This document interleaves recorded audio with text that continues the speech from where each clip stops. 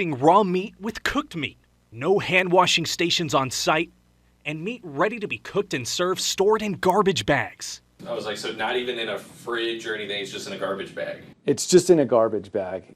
Those violations only scratch the surface. We're getting a look at the county's investigation into unpermitted food vendors across the valley. This after 17 people reported getting sick after eating at these locations. We suspect there are anywhere from 20 to 30 of these vendors that set up all over the valley every single day.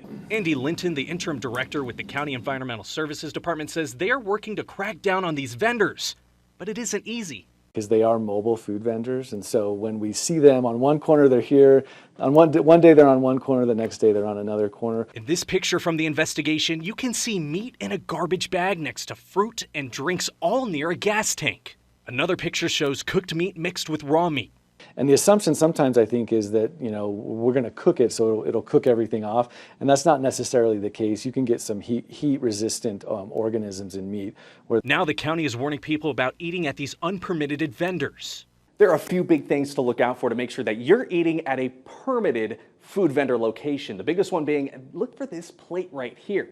It's from the county, and it says that location has all the proper permits, even has the expiration month and year, but that's not the only thing to look out for. If they don't have a vehicle, then you can always look for just one of these food permits from the county. They come in two different types, and you can even ask upon request. So either look for these or that, and you should be okay. When we issue a permit, we're going to verify that they have the proper equipment. Now the county says that they tell each location to get a permit, but in a lot of these instances they don't cooperate, so they end up having to shut them down, but then they pop right back up and operate under different names. So they are working to take legal action on some of these vendors. So is there a common link between all of these unlicensed vendors? Yeah, we found something pretty interesting when they were showing us the investigation, and it turns out a lot of these people are coming from a different state, not here in Arizona. Oh. You want to take a guess? You probably already saw on the script.